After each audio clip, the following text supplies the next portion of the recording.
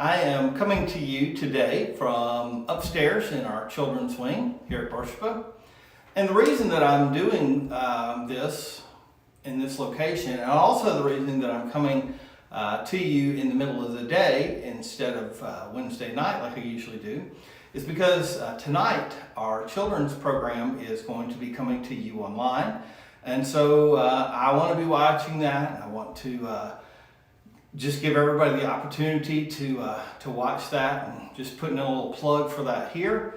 It's going to be a great time. It's something that all the kids have pre-recorded their parts in their own homes, and Miss Becky, our children's director, has worked hard to put together. And so this is something that the kids, their parents, and our children's leadership have all worked together on. And I'm really excited to see the finished product tonight. Really looking forward to that, and can't wait to see it. So today I thought I'd talk to you a little bit about Christmas movies. Last night, Courtney, one of my girls, Courtney, and I were going to watch some Christmas movies. We decided, instead of looking at one on Netflix or Disney or something else, I said, let's look through our old DVDs. You know, occasionally we remember we have all these things that we thought were so cool and, you know, awesome once upon a time before we never got up off the couch. And we just shifted between, you know, different apps to stream from. We actually got up and put discs in. Remember those days? And so we went through and looked, and I pulled one out, and it was this collection of 10 different Christmas movies. Out of all the different things we had, this one was a collection of 10 different ones. And so we ended up watching, actually pulling a different movie than this one, but I thought it was funny, and I thought I'd share it to you tonight, today. So used to being Wednesday nights when I do these things. So here's what I want to do. I want to name the 10 films that are on this DVD, and I want you to recall if you've ever watched it, have you even heard of them, or have you ever watched them? Do you really remember what they're about? Okay, and it's on 4 different discs. So disc 1 is Dr. Seuss, How the Grinch Stole Christmas. All right, that's basically the reason I bought this thing. I think I remember when I bought it, I could get this whole big thing that had 10 different things on it for almost the same price as I could get, you know, the Grinch by itself. So I thought, hey, what a bonus. I'm going to get 9 more Christmas movies. So I went ahead and bought this one. So I'm imagining most of you are like me and would say, yes, I've watched How the Grinch Stole Christmas. And then also on that first disc, we'll read the description. It says, from animation legend Chuck Jones comes one of the best holiday cartoons of all times, adapting the Dr. Seuss story and starring Boris Karloff as the voice of you-know-who. But also new to DVD. So these, by some, grand accident, had never been put on DVD before. 3 other movies were on that first DVD. The Leprechaun's Christmas Gold. You know that one? The Leprechaun's Christmas Gold.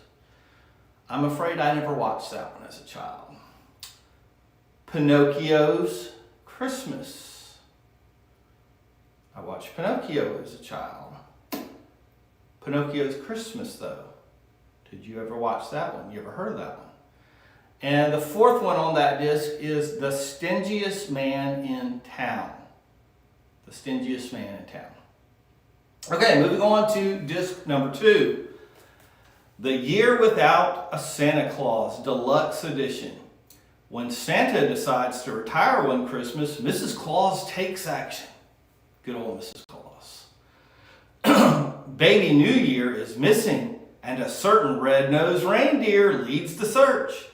And a kind-hearted burro, mocked for his years, takes a special journey to Bethlehem. Wow. The Year Without a Santa Claus. Now, I kind of vaguely remember, I think I watched that one at some point. And I think most of these, by the way, are the old stop motion animation, you know, where they all kind of look like this. And then on disc 2, without any explanation or description of them, also includes Rudolph's Shiny New Year. Anyone remember that? And Nestor, the Long-Eared Christmas Donkey. Okay, so far we're up to 7 different movies, okay? Then disc 3, Frosty's Winter Wonderland. Now, at first I thought that was just regular Frosty, right? No. That's not regular Frosty the Snowman. Listen to the description of this. Frosty's Winter Wonderland is Frosty the Snowman's marriage is threatened by a jealous Jack Frost. Really? I'm not sure that's appropriate for children. Frosty the Snowman's marriage is threatened by a jealous Jack Frost. Wow. I really don't remember that one either. That sounds like it'd be quite interesting. And then number 9, this is the second one on disc 3. 'Twas the Night Before Christmas. And it says, Clement Moore's classic poem comes to charming new life. I definitely remember the poem. I think I've seen a bunch of depictions of it. So whether I've seen this actual one or not, I don't know. And then 4th and final disc, not to be left out, Rudolph and Frosty's Christmas in July. The feature-length delight about what happens when a certain reindeer's nose stops shining. Wow. Now that would be interesting because, you know, dadgummit, he tried so hard to get that nose to stop shining. Because all the other reindeers, what they do, they called him names, you know? And apparently he finally got it to stop shining. Or maybe once he didn't want it to stop shining, then it did. Who knows? You have to watch Rudolph and Frosty's Christmas in July. So I wish that this was like a Zoom call and I could have you guys raise your hands and tell me, you know, how many of these have you actually, I think all of us would say at least one. You've got to have seen Grinch and then, you know, The Year Without Santa Claus.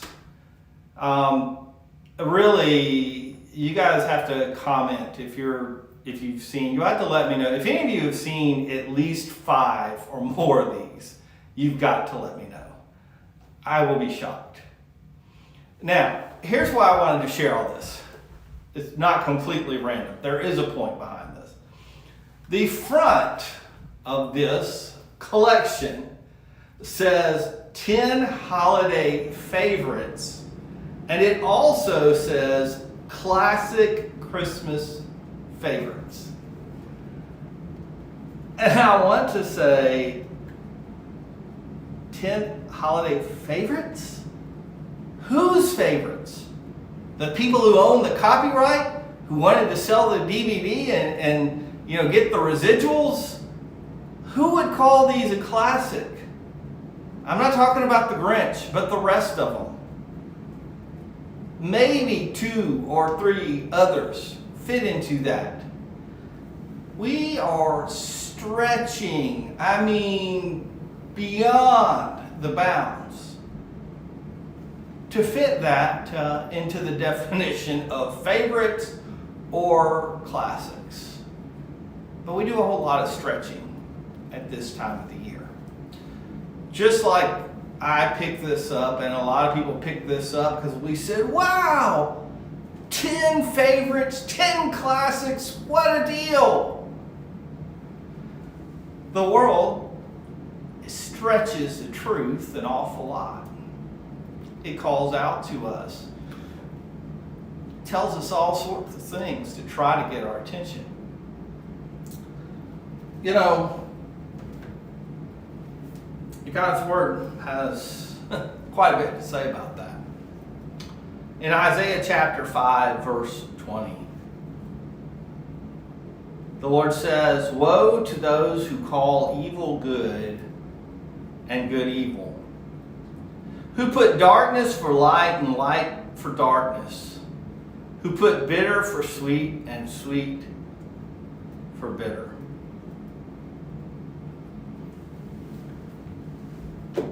I'm reminded of a story I heard several years ago about one of the most interesting robberies that ever occurred.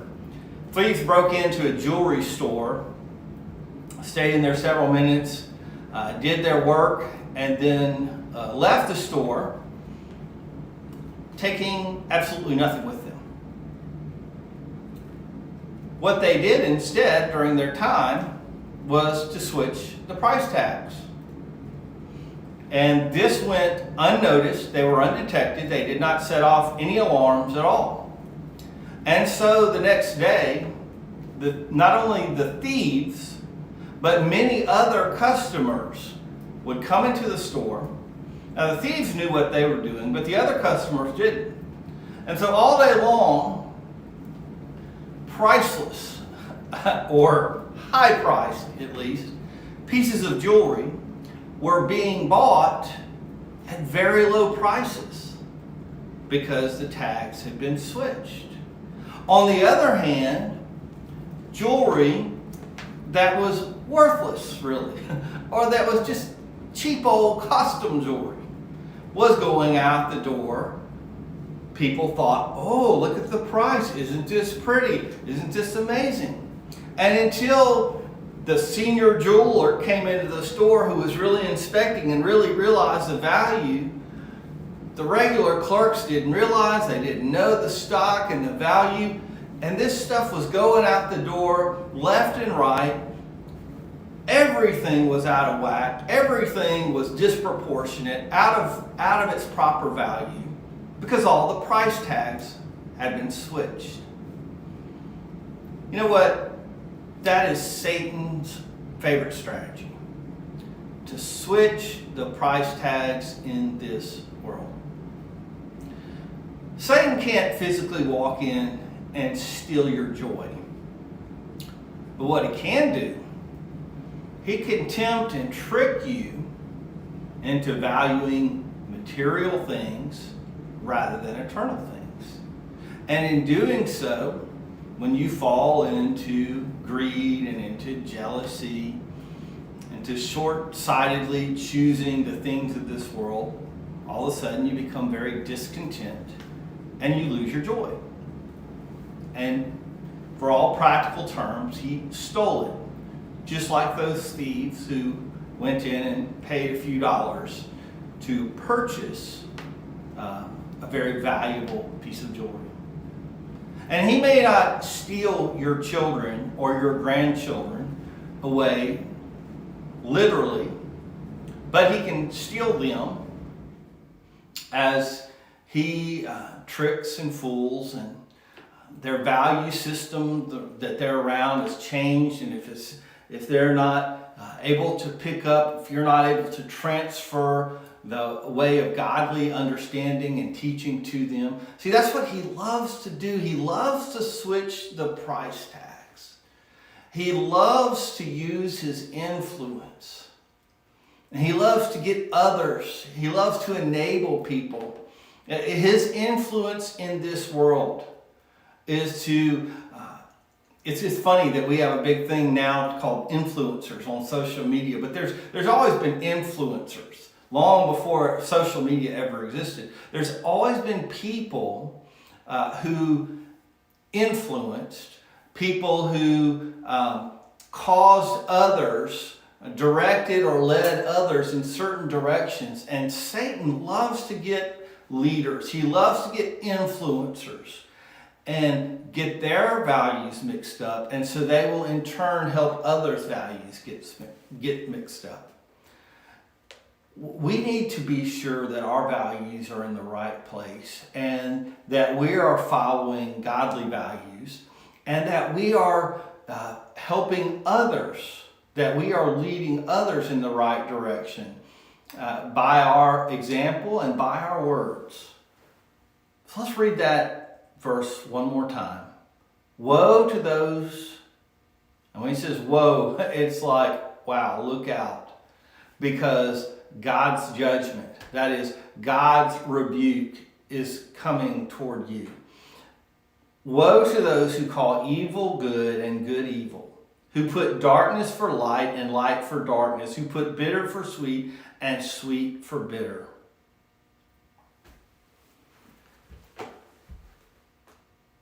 Whatever you do in life, realize that you can end up losing what's most valuable, not simply by a strong man coming and physically grabbing and taking it away. You can have all the guns and alarm system and security measures in the world. But if the values in your life and in your home and in your family, if those values get mixed up, then Satan can steal what's most important just as easily as if there was no security in your home at all. In fact, it's as if you just gave it all away. So I want to encourage you during this time where what is supposed to be a holiest of season, and if you even think about the word holiday, where'd that come from? Holy days. But we've lost that meaning. Holy days became holidays, and all we think about is buy, spend, travel, and eat. Remember that God calls us to focus on Him, on loving Him, and on loving others. We bless God through our worship. We bless others through our love and service and kindness and our generosity. And we need to be sure that we keep our eyes and our minds on those things instead of getting wrapped up in the craze and the rat race that the world would have us get wrapped up in. So remember, if something as simple as a DVD collection is out there trying to twist the truth, the world that we've got around us is constantly trying to twist and to stretch. The price tags are being changed all the time. And we've got to look to God and His Word to see what the true values of this life are. So I hope that word is a blessing to you today. Merry Christmas. I hope you enjoy this special season of Advent as we prepare and we expectantly look forward to Christmas and as we worship the newborn King. And I hope that you'll share the message of Christ with others, that you'll live out His love. And again, hope you'll catch tonight our children's program. I'm looking forward to it, and I think it's going to be a great time to be able to watch and be able to enjoy what they've worked on. God bless you.